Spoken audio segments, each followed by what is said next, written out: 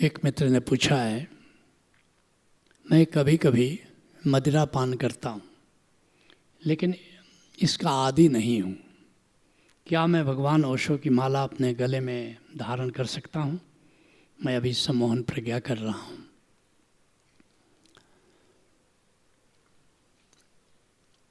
ओशो की परंपरा में एक बड़ा दुर्भाग्य घटित हुआ। ओशो ने हमारी स्वतंत्रता का आदर किया, हमें अति सम्मान दिया और कहा तुम स्वतंत्र हो अपना जीवन जीने के लिए। लेकिन ये कब कहा था कि मुर्गा खाओ? ये कब कहा था कि मदिरा पान करो?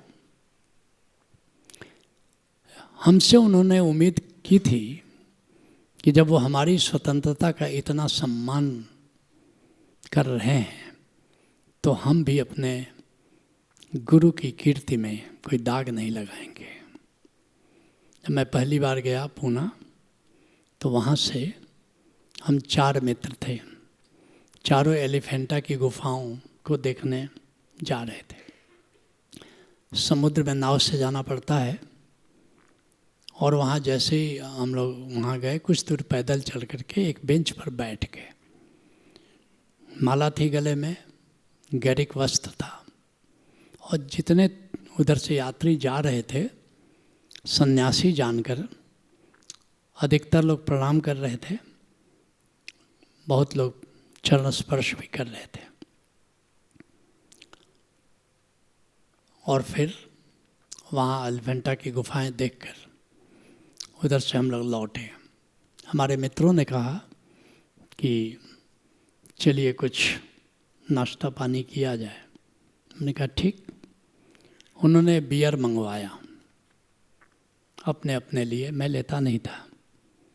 मैंने कहा कि देखो ओशो की माला गले में है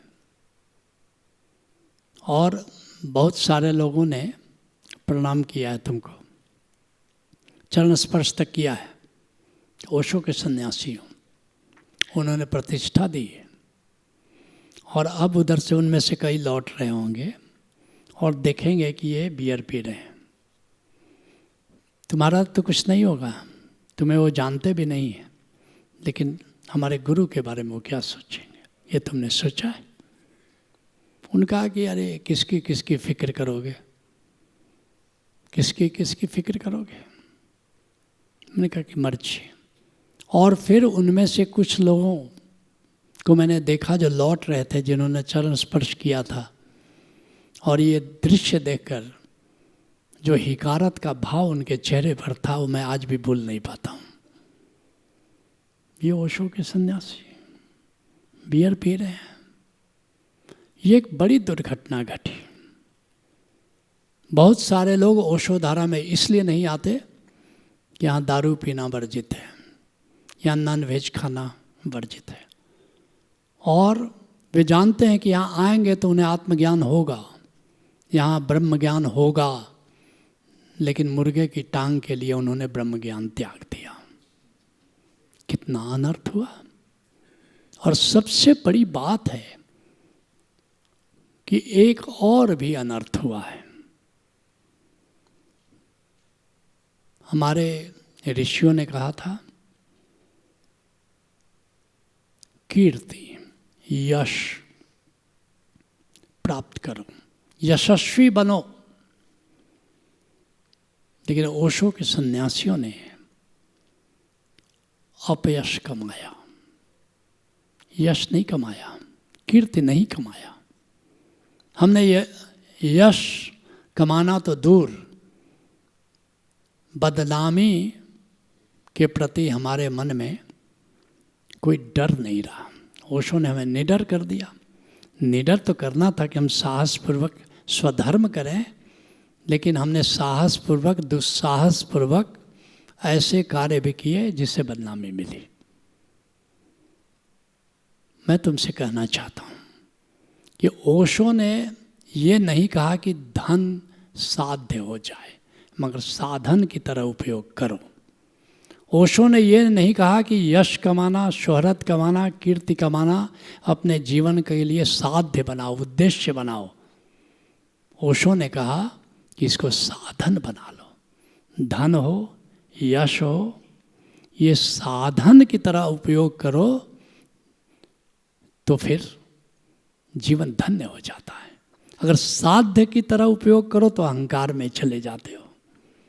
लेकिन इसका ये मतलब नहीं कि उन्होंने कहा कि तुम ऐसा कार्य करो जिसे अपयश मिले, ऐसा कहीं कहा क्या?